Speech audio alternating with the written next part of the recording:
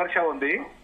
దాన్ని కూడా వాళ్ళు చూడాలి. కేవలం కాంగ్రెస్ కార్యకర్తలకే కాకుండా నిజంగా పేద వాళ్ళు ఇప్పటికీ కూడా ఇందిరమ్మ ఇల్లు పెద్ద ప్రాసనంగా మారిపోయింది. అప్పుడు డబుల్ బెడ్రూమ్ ఇల్లు పెద్ద వాళ్ళకి ఇవ్వలేదు. ఇవాళ ఇందిరమ్మ ఇల్లు కూడా ప్రాసనంగా మారకుండా ఉండే విధంగా నిజమైన లబ్ధిదారులకు గ్రామ సభలలో నిర్ణయం తీసుకొని నిజమైన పేదలకి ఇల్లు ఇచ్చే విధంగా ఉంటే బాగుంటుంది తప్ప తమ కార్యకర్తలకే ఇల్లు ఉన్న వాళ్ళకే ఇల్లు ఇవ్వడము, తమ కార్యకర్తలకే ఇవ్వడం అనేది కరెక్ట్ కాదనేది నాకున్న అభిప్రాయం. అంతేకాకుండా ఇంకా చాలా అంశాలు ఇంకా పెండింగ్ లో ఉన్నాయి. ప్రభుత్వము లోకల్ బాడీ ఎన్నికలకు పోబోతున్నది. సో లోకల్ బాడీ ఎన్నికలకు పోయే ముందు ఈ లబ్ధిదారులకు ఇవాళ 1 కోటి మంది కోటీశ్వరులను మహిళలు చేస్తా అంటున్న ముఖ్యమంత్రి గారు ఇప్పటికీ మహిళలకి అసలు స్కూటీ ఇస్తానది ఇవ్వలేదు. మహిళలకి సంబంధించిన అనేక అంశాలు అట్లనే పెండింగ్ లో ఉన్నాయి. మరి వాటిని కూడా త్వరితగతిన పరిష్కరిస్తే బాగుంటది. అంతేకాకుండా నిరుద్యోగుల సమస్య గాని, మిగతా వాళ్ళకు వృత్తి గాని,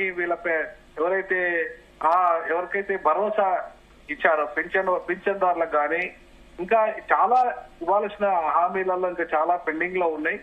అవి ఇంకా అమలు కావడం లేదు. మెల్లమెల్లగా అమలు చేస్తున్నారు.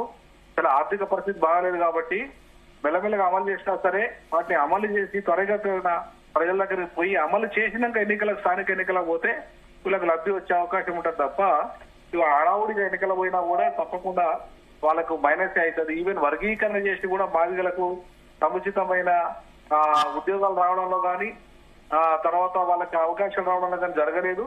కాబట్టి ఆ విషయంలో కనీసం ఒక మంత్రి పదవి బాధితులకు ఇచ్చి ఉంటే వాళ్ళకు కొంత తృప్తి జరిగేది. అది కూడా జరగలేదు. 42% బీసీలకు వాటా అన్నారు కానీ ఒక జీవో విడుదల చేయలేదు.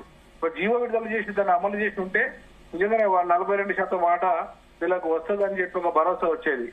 బట్ క్యాస్ట్ సెన్సస్ వల్ల వాళ్ళు దేశవ్యాప్తంగా చేయబోతున్నారు కాబట్టి ఆ ఎఫెక్ట్ పడకముందే ఆ 42% జీవో తీసుకొచ్చి అమలు చేస్తే బాగుంటది.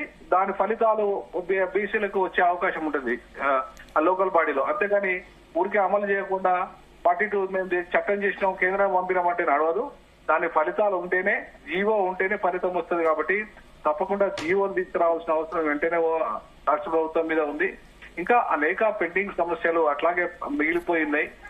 ఇప్పుడు ఒకటండి వినోద్ కుమార్ గారు అండి, ఇంకొకటి ఏంటంటే కూడా ఇప్పుడు ఏదైతే ఈ కేబినెట్ లో నిర్ణయాలు తీసుకున్న తర్వాత ఇప్పుడు ఇన్ కేసు స్థానిక సంస్థల ఎన్నికలకు వెళ్తే ఇది కాంగ్రెస్ కి ప్లస్ అవుతుందా మైనస్ అవుతుందా?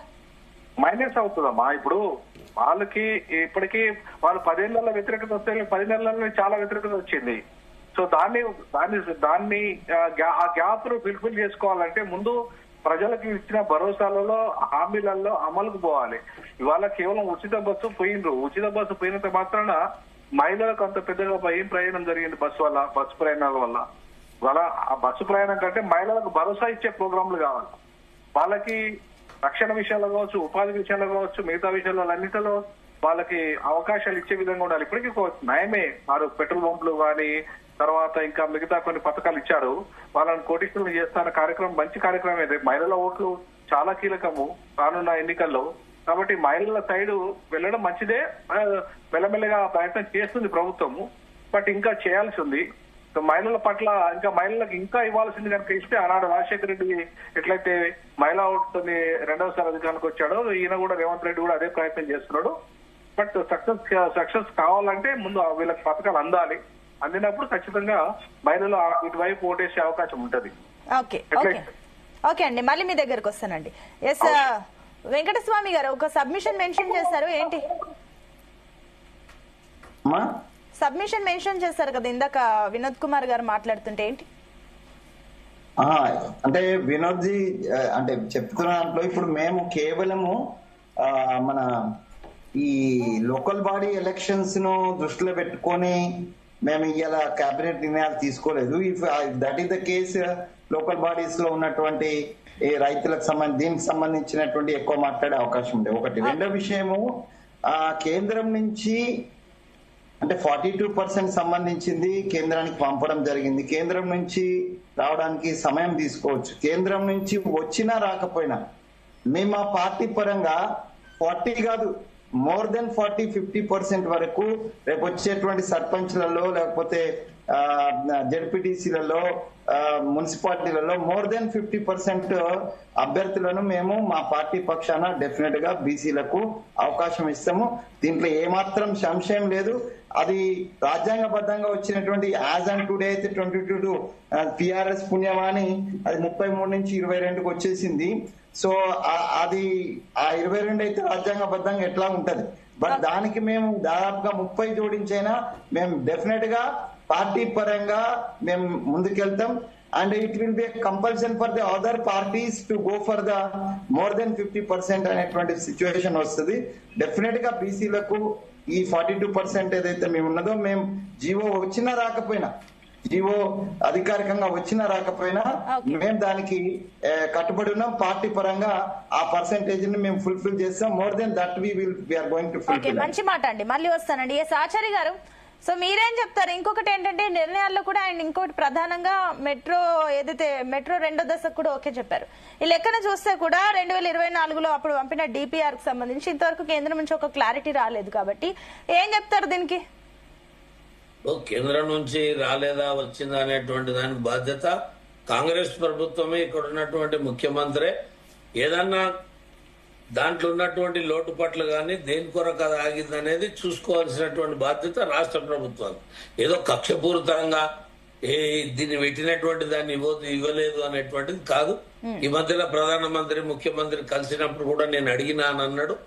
అడిగినప్పుడు దానికి ఏమేమి రెటిఫికేషన్ చేయాలి, ఏమేమి అక్కడ వాళ్ళు టెక్నికల్ ప్రాబ్లమ్స్ ఏం చెప్పారు అనేది కూడా చూసుకొని దాన్ని సాధించాల్సినటువంటి అవసరం వచ్చింది. గతంలో ముఖ్యమంత్రి చెప్పిండు, నేను ఎయిర్పోర్ట్ సాధించిన, లేకపోతే అక్కడ మిలిటరీ స్థలాన్ని మొత్తం కూడా నేను ప్రధానమంత్రిని ఒప్పించి తీసుకొచ్చిన రాజ్నాథ్ సింగ్ గారిని. ఇవన్నీ ఒప్పించినప్పుడు కేంద్రం ఒప్పుకుంటున్నప్పుడు ఇది కూడా నువ్వు ఒప్పియాలి, కేంద్రం ఒప్పుకుంటది. ఇవాళ 2వ దశని ఈయన ఎక్కడ పోతే అక్కడ నేను ఎక్స్టెన్షన్ చేస్తానని వాగ్దానాలు చేస్తున్నది ఆయన. వాస్తవమైనటువంటి దాన్ని ఏదైతే మెట్రోని పూర్తి చేయాలనో దాన్ని పూర్తి ఏ రకంగా చేయాలి, దానికి ఉన్న బడ్జెట్ ఏంది, కేంద్రం ఎంతవరకు ఇవ్వాలి, కేంద్రం ఏ రకంగా సహకరించాలనేది కూడా కేంద్రం దగ్గర అన్ని రాష్ట్రాల ప్రతిపాదనలు ఉంటాయి. ఈ రాష్ట్రం యొక్క ప్రతిపాదన కూడా ఈ రాష్ట్ర ప్రభుత్వమే వెళ్లి ఆ సంబంధిత అధికారులు మంత్రులను కలిసి దాన్ని సాధించాల్సినటువంటి అవసరం ఉంటుంది. ఒకవేళ ఏదన్నా అవసరం ఉన్నప్పుడు ఇక్కడ ఉన్నటువంటి మా కేబినెట్ మినిస్టర్ ఉన్నారు, మా సహాయ మంత్రులు ఉన్నారు, ఖచ్చితంగా వాళ్ళు కూడా సహకరిస్తారు. ఎందుకంటే ప్రధానమంత్రి ఏమో ఇవ్వాలని అనుకుంటున్నాడు, ఇక్కడ ఉన్న కేబినెట్ మినిస్టర్ ఇవ్వద్దని ఆ రకంగా ఏదైతే బాధ కలిగించేటువంటి మాటలు గతంలో మనం విన్నాం. అట్లాంటిది కాకుండా సమన్వయంతో పోతే సాధిస్తామనేటువంటి అభిప్రాయం. ముఖ్యంగా ఇంతకుముందు వెంకటస్వామి చెప్పిండు ఇందిరమ్మ ఇండ్ల విషయంలో. నేను ఇందిరమ్మ ఇండ్లు కమిటీలకు ప్రాధాన్యత ఇచ్చిన తర్వాతనే గవర్నమెంట్ అధికారులు చేతులు ఎత్తేసారు. వాళ్ళ మేము ఎక్కడ పోయి అడిగినా సార్ వీళ్ళకు పూరి గుడిస్తుంది, మీరు ఎందుకు దీన్ని తొలగించారంటే అది ఇందిరమ్మ కమిటీ తొలగించారు.